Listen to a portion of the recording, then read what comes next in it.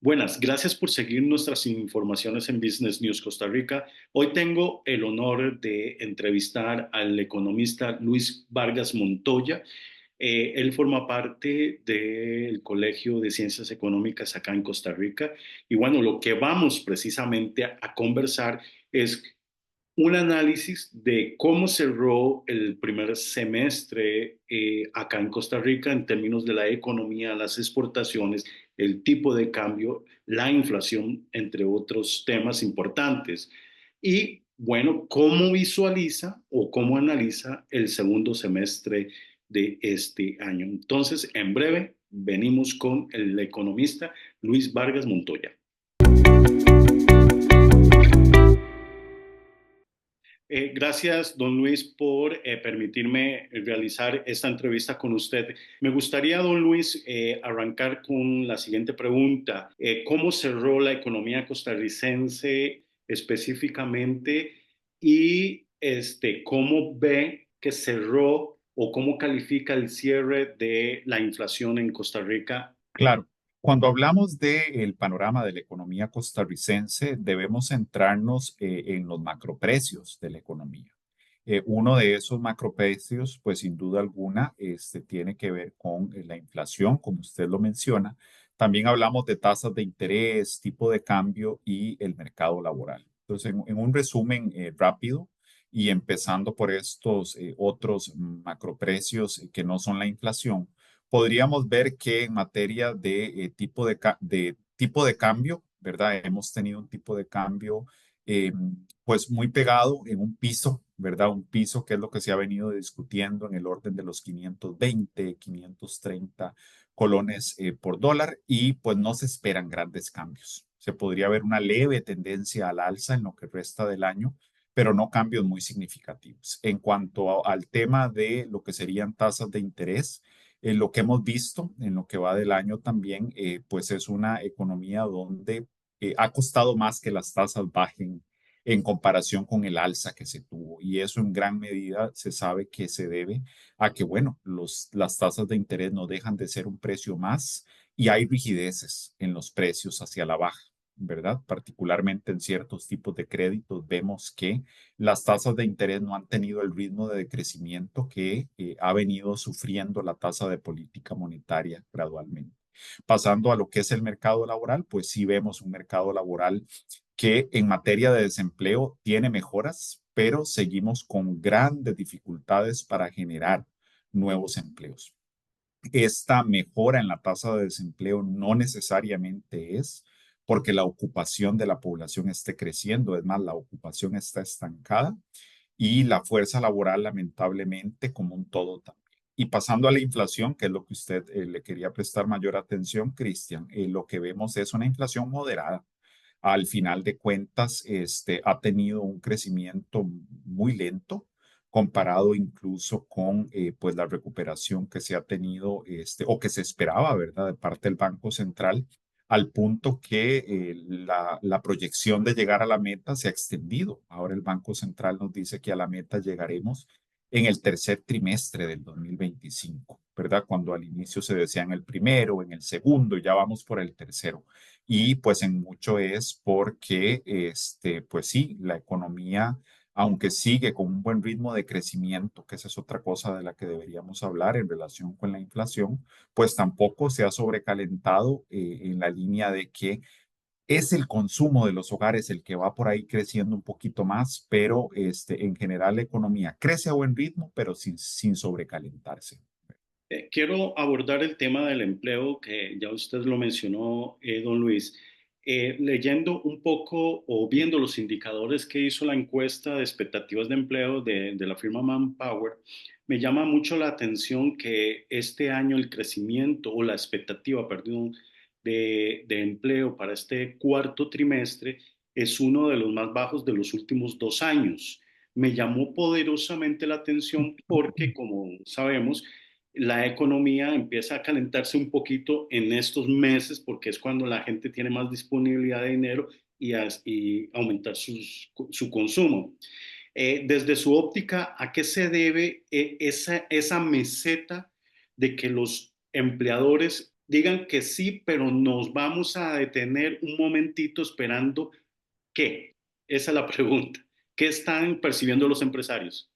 Claro, no deja de haber incertidumbre en el panorama económico mundial, ¿verdad? Yo creo que estamos en una coyuntura única, podríamos decirlo así, no solo por lo que nos antecede, ¿verdad? Por lo que hemos vivido recientemente, tuvimos una pandemia, un choque inflacionario, estamos viviendo dos conflictos bélicos en dos puntos distintos del mundo y a eso sumémosle una crisis geopolítica o más bien llamémosle un conflicto geopolítico que vienen enfrentando China y vecinos, China y Estados Unidos. Entonces, a eso sumémosle elecciones en los Estados Unidos, ¿verdad? Y bueno, esos eventos internacionales yo creo que al igual que al Banco Central de Costa Rica, que valga aclarar, lo menciona en sus respectivos informes, a los empresarios también les genera esa preocupación, ¿verdad? Entonces yo creo que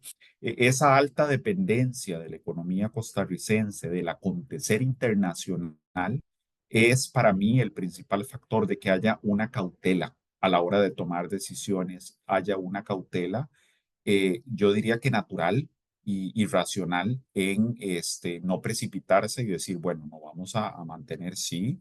Sabemos que es una época donde tenemos bonanza, por así decirlo, pero no tenemos tampoco la confianza como para decir vamos a crecer mucho más allá de un nivel estándar. Precisamente acaba de mencionar el informe del Banco Central y proyecta un crecimiento económico alrededor del 4%. ¿Considera que se va a llegar a ese 4%? ¿Se está cumpliendo la expectativa? ¿O cree que de aquí a diciembre puede pasar ciertos factores que pueden inclinar la balanza a favor o en contra de esa proyección? Yo me inclino a que se va a cumplir y que se va a cumplir tal vez no con creces, pero sí de manera satisfactoria. Entonces, ¿quién quita y no más bien nos encontremos con un cumplimiento con un leve sesgo hacia el alza, ¿verdad? ¿Y eso por qué? Porque, bueno, los datos así lo respaldan, ¿verdad? Hemos venido al final de cuentas como economía presentando un desempeño relativo bueno. Ahí quizás el único factor, Cristian, con el que yo tendría cautela al hablar sobre esto es qué comportamiento va a tener el sector, el régimen especial, ¿verdad? Porque el régimen especial hemos visto que sigue creciendo, valga aclarar, a buen ritmo, pero a menor ritmo que en periodos pasados. Entonces, el Banco Central lo ha venido señalando, las estadísticas de por sí nos lo muestran, ¿verdad? Seguimos creciendo en el régimen especial, ¿verdad? A buen ritmo, valga aclarar, pero nos venimos desacelerando. Entonces, yo creo que por ahí es donde podría haber un factor de riesgo en que no se alcance, pero desde mi óptica, ¿verdad? Mi opinión profesional, diría que se va a cumplir y se va a cumplir incluso con un leve sesgo al alza. Leyendo un poco los informes de medios como Bloomberg, entre otros, entre líneas, los analistas económicos, principalmente de Estados Unidos, no han dejado de pronunciar recesión, recesión. Me imagino que tiene que ver un poco con la coyuntura política que ahora está atravesando nuestro principal socio comercial. De lo que usted ha analizado, podemos estimar que se pueda dar, de darse, cuánto impactaría eso a Costa Rica, o es un asunto meramente de un discurso electoral. Es complicado. Vamos a ver, ¿a qué me refiero? Yo creo que el resultado electoral de por sí podría generar o tiene, sin lugar a dudas, la capacidad de incidir en el resultado económico, ¿verdad? Entonces, dependiendo de quién sea la persona que asume el poder y con qué postura económica llegue, podría generar cambios, llamémosle transitorios, que quizás no lleguen a una recesión, digamos, en su definición más tradicional, ¿verdad? Que serían 3 trimestres consecutivos de decrecimiento en la economía. Yo no lo veo a corto plazo, no lo veo sinceramente plausible. Lo que yo sí diría es que tal vez haya un periodo de ajuste transitorio donde pues los mercados se puedan asustar un poco, ¿verdad? Recordemos que la economía estadounidense es una economía altamente dependiente del sector financiero y eso es porque tiene un sector financiero muy desarrollado, ¿verdad? Con su bolsa de valores y todas las empresas ahí cotizando. Entonces podría haber una transición donde sí haya un decrecimiento, pero no me atrevería a llamarle recesión. Pensaría en que dependiendo del resultado electoral y de lo que suceda con los conflictos geopolíticos, puede haber un tiempo de transición con algún decrecimiento en la producción, pero yo creería que va a ser algo transitorio y no permanente. Ahora, el Ministerio de Comercio Exterior y la promotora de comercio exterior, Procomer, informó recientemente que precisamente está cerrando el semestre o cerró el semestre con cifras positivas las exportaciones. Me atrevo a decir que tiene que ver un poco con el régimen de zonas francas, dispositivos médicos, entre otras cosas. ¿Considera, viendo las tendencias que hemos tenido este año y los años anteriores, que se va a mantener ese crecimiento por parte de estos dos actores dentro de la industria costarricense? Se va a mantener, yo diría que la exportación de bienes y servicios van a mantener los números favorables, por así llamarles, ¿verdad? Esos números que nos caracterizan, valga aclarar, a nivel mundial, ¿verdad? Costa Rica ha sido uno de los grandes ganadores con la reconfiguración de las cadenas globales de valor, ¿verdad? Tras la pandemia y los eventos recientes, pero sí hay que ser conscientes de que estamos creciendo a menor ritmo y esa tendencia no parece que vaya a cambiar. Parece que el sector externo costarricense sí crece, pero ya no está creciendo al ritmo que venía creciendo, ¿verdad? Y es que también hay que entender que tenemos rezagos importantes en materia de competitividad, cuestiones por resolver, que como país seguimos sin atender y lamentablemente eso está haciendo pues por así llamarlo, un contrapeso de la buena posición, la buena reputación que tenemos como un país que produce bien, ¿verdad? Entonces, eso nos está pasando la factura. Ujú. No quiero decir que jamás esto nos va a revertir el resultado, no, no es eso, sino que sí poco a poco nos puede ir minando un poco ese crecimiento tan acelerado que la pandemia nos dejó, porque recordemos que también fue mucho un factor post pandemia, justamente por ese auge que tuvo una economía como la costarricense en las cadenas globales de valor. Ahora, menciona retos que tiene Costa Rica en términos de competitividad. ¿Cuáles serían esos retos? Son conocidos, ¿verdad, Cristian? Yo creo que aquí es recapitularlos y agradezco la pregunta porque para eso es muy conveniente, ¿verdad? Pero tenemos un reto importante que es a nivel de infraestructura, ¿verdad? Sigue siendo un país donde la movilización de bienes no es fácil, ¿verdad? Cuando nos vamos a la parte más tangible, ¿verdad? De los mercados de bienes. Cuando hablamos también del tema institucional, sigue siendo un país donde no es tan sencillo instalarse. Yo creo que ahí nos juega un poquito en contra la transición también de Cindy a Procomer, ¿verdad? Yo creo que vino a ralentizar un poco más estos procesos. Entonces, en el doing business tuvimos alguna desmejora y yo creo que está mucho asociado con esta transición. Y la otra cosa que sin lugar a dudas tenemos ahí por atender es el tema del capital humano. Cinde nos venía diciendo de manera recurrente que se nos quedaban puestos sin llenar, ¿verdad? El país sigue teniendo muchísima mayor demanda potencial de recurso humano que la oferta que estamos generando. Entonces, esos tres factores, me atrevo a decir, son los más importantes, quizás no los únicos, ¿verdad? Por ahí también el tema de la estabilidad política juega, ¿verdad? Y lamentablemente no estamos en nuestro mejor momento, lamentablemente en materia de estabilidad política, para sumar un cuarto. Pero esos son los tres viejos conocidos, ¿verdad? Algo de lo que venimos discutiendo hace una década o más, ¿verdad? Y este nuevo lo sumaría, porque sin lugar a dudas, que el New York Times nos cite ahora recurrentemente, lamentablemente no por cosas buenas o algunos otros medios importantes, empieza a permear en la opinión pública a nivel internacional. Ahora, ¿cómo visualiza usted este segundo semestre? ¿Cómo en términos de la economía y estos actores que usted acaba de mencionar, ¿cómo va a cerrar Costa Rica este segundo semestre? Yo me atrevo a decir, ¿verdad? En línea con lo que planteaba antes y siendo consistente, que nos vamos a mantener creciendo y creciendo a un buen ritmo en términos relativos, ¿verdad? Y cuando hablo de términos relativos me refiero a cuando nos comparamos con la economía mundial, cuando nos comparamos con la economía latinoamericana, ¿verdad? Para venir a un contexto más cercano. Eh, pero la pregunta que deberíamos hacernos en términos de crecimiento económico ¿es suficiente? ¿Verdad? Y ahí también me atrevo a decir que no lo es, ¿verdad? Tenemos demostrado que el producto potencial, ¿verdad? Esa producción potencial del país es mayor que lo que se tiene. Podríamos crecer más de lo que crecemos. Y particularmente ahí entraríamos a verlo más en por qué digo esto, ¿verdad? ¿Por qué debemos crecer más? Porque el crecimiento que estamos teniendo no nos está siendo suficiente para mejorar sustancialmente el mercado.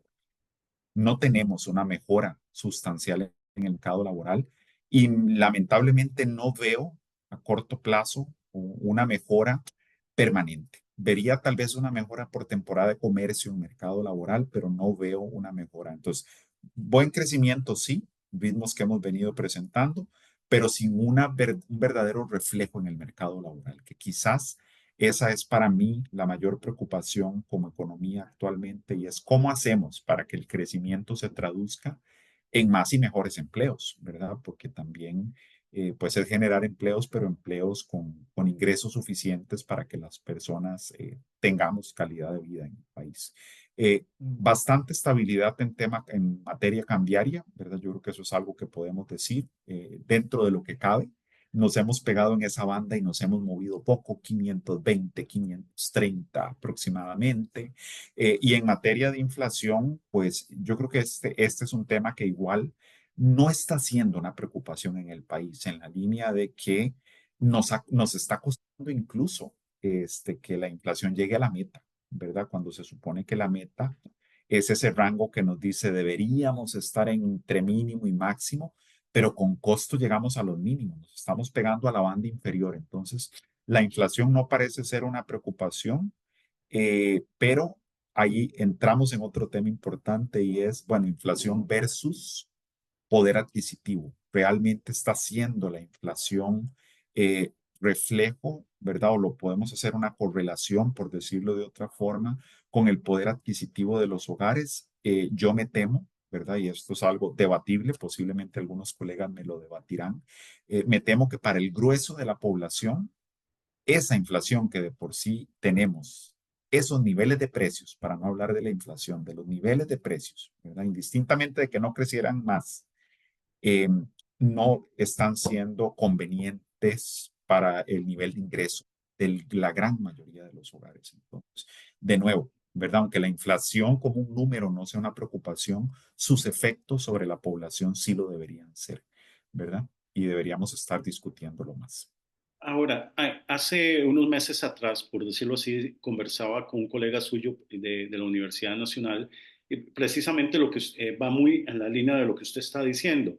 Me decía, bueno, Cristian, para lograr mejorar el tema de empleo en Costa Rica, obviamente la economía tiene que llegar hasta un 7%, un 6 y algo y un 7%.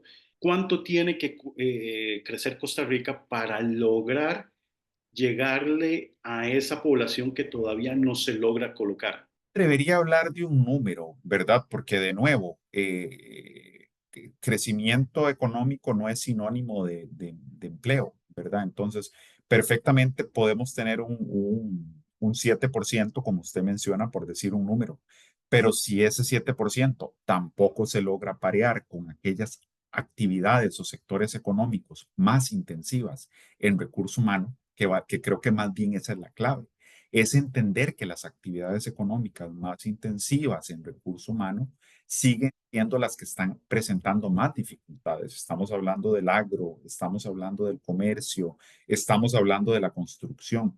Esas actividades o ramas de actividad económica, en su término más correcto, no crecen, ¿verdad? Entonces, de nuevo, el 7 para mí como el promedio, no me representa tanto como no ver crecer a estas actividades más intensivas en recursos humanos. Pero entonces creo que bien, mi respuesta iría más en la línea de en dónde se concentra ese crecimiento. Yo no hablaría tanto de un número. Quizás crecer un punto porcentual sea suficiente o punto y medio. Logramos orientar a que estos sectores más intensivos, donde hoy tenemos a las personas buscando empleo, son los que crecen. Hace poquito también el Ministerio de Hacienda decía que está logrando algo que históricamente no se lograba y es lograr bajar o mantener a raya su deuda y que esta no supere el 60%, pero aunque tenga un 50%, es una deuda altísima. Y yo recuerdo que incluso cuando empezábamos a hablar sobre el déficit fiscal y los niveles de deuda país, todo el mundo decía, Dios guarde que superemos el 55% y sería el acabose el 60%. El 60% o más del 60% fue por el tema pandemia y eso estamos claros, pero todavía seguimos pegados ahí a ese mínimo. Eh, considera que las políticas, y ahí lo voy a meter un poquito en problema, considera un poco que las políticas que está haciendo el gobierno para mantener a raya eso está sufriendo efectos o es un asunto meramente coyuntural. Vamos a ver, yo lo que empezaría por decir, Cristian, es que tenemos que ser muy transparentes en de qué estamos hablando, ¿verdad? El resultado fiscal que estamos viendo hoy, ¿a qué responde? Y si somos transparentes y si tenemos memoria, en realidad lo que vemos es que esto es el reflejo de la reforma fiscal que se viene implementando ya hace años. Entonces, con el mayor respeto que me merezcan las autoridades, no es un logro como tal del gobierno de Rodrigo Chávez o de la administración de don Rodrigo Chávez, ¿verdad? Es un logro país que se viene gestando desde administraciones previas. Entonces, una primera aclaración importante con respecto, por supuesto, al manejo que se ha hecho en este gobierno y particularmente con el liderazgo de Don Nogui, pues se reconoce que la disciplina fiscal se ha mantenido, ¿verdad? Entonces, de nuevo, hablemos de disciplina fiscal que ya se traía y que se mantiene. Entonces, eso ha dado sus frutos en materia de contención del gasto corriente en primera instancia, que es la clave, ¿verdad? Es ahí donde tenemos más margen de maniobra y por supuesto que lo que son gastos financieros se nos sale un poquito de control, pero se ha logrado también, por así decirlo, contener. Ahí tal vez, y tal vez al gobierno no le guste tanto mi respuesta, más que un resultado de la buena gestión, también es una coyuntura, como usted lo mencionaba. Por supuesto que pues hubo una parte de alza de tasas, luego se empiezan a dar reducciones y por supuesto que esas reducciones también benefician a los compromisos financieros en este sentido que tiene el gobierno. Entonces, pues por ahí hay un resultado y otra cosa que se ha venido discutiendo es de, pues, que una buena parte de la deuda está dolarizada, ¿verdad? Entonces, claro que cuando trasladamos esa deuda a colones, ¿verdad? Pues en ese caso, el comportamiento del tipo de cambio, pues genera, por ahí decirlo, una ganancia por diferencial cambiario, en este caso, más bien, ¿verdad? Entonces, hay factores coyunturales, de nuevo, rescato, se mantiene la disciplina fiscal, eso hay que reconocerlo, pero en cuanto a lo que es el déficit financiero, en gran medida se explica por comportamiento de tasas y en gran medida se explica por comportamiento de tipo de cambio que hace que la factura de la deuda se perciba menor, ¿verdad? Ya si cambiara su tendencia, pues ya veremos. Y tal vez en ese tema, eh, pues esto hay que señalarlo también, quizás no era parte de la pregunta propiamente, pero es un tema importante, es per se no es el nivel de deuda, ¿verdad? Y esta es una aclaración que incluso yo, una discusión que tengo con mis estudiantes de macroeconomía, ¿verdad? Porque hay economías muy pujantes que tienen niveles de deuda que superan el 130%, ¿verdad? Si no es en qué, ¿para qué nos endeudamos, ¿verdad? Porque si Costa Rica se estuviese endeudando para solucionar sus problemas de infraestructura y esto a la postre se va a traducir en un crecimiento económico sostenido, habría que plantearse si el 60 resulta poco y no importa que vayamos un poco más allá. El punto es que lamentablemente las dos fuentes principales en las que estamos invirtiendo, gastando esos recursos, ¿verdad? Eh, Lamentablemente son algunos gastos que se nos han salido un poco de control, entre ellos el financiero, ¿verdad? Y que se ha convertido en un círculo vicioso del cual nos ha costado salir y que valga aclarar a corto plazo, sí, hay mejoras, pero son leves, ¿verdad? No nos vemos saliendo de ese círculo vicioso en el que hemos caído con gastos financieros, ¿verdad? Porque nos seguimos endeudando, la factura sigue creciendo y entonces por ahí tenemos un reto grande por delante. Diría que no podemos celebrar mucho. Podemos decir que hemos logrado mejoras, pero seguimos con vulnerabilidad fiscal. Para mí eso es un término clave que debemos seguir aplicando. Vulnerabilidad fiscal tenemos. Y eso está ahí. Y quizás el otro tema, Cristian, que tampoco era parte de la pregunta, pero que es importante y relacionado con esto es también a cambio de qué, ¿verdad? ¿En qué dejamos de invertir? ¿Qué hacemos con tener un porcentaje de deuda por debajo del 60 si no estamos invirtiendo en factores clave del crecimiento económico como el capital humano, como la misma infraestructura? Eso puede tener un efecto boomerang, ¿verdad?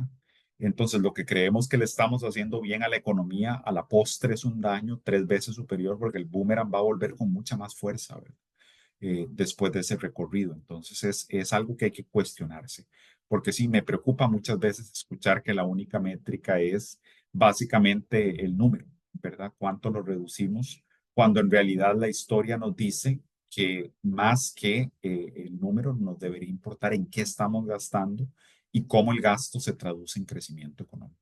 Para concluir, bueno, estamos en tiempos de lluvia, días muy nublosos, pero si quiere trasladar el análisis económico al clima, ¿qué clima tiene Costa Rica actualmente? Híjole, yo creo que son de esos días que uno no sabe, ¿verdad? Que se levanta y sale y ve como unos rayillos de sol, ¿verdad? Que por ahí ve que hay esperanza, pero lamentablemente también ve como unas nubecillas por otro lado que le dicen capaz y llueve, ¿verdad?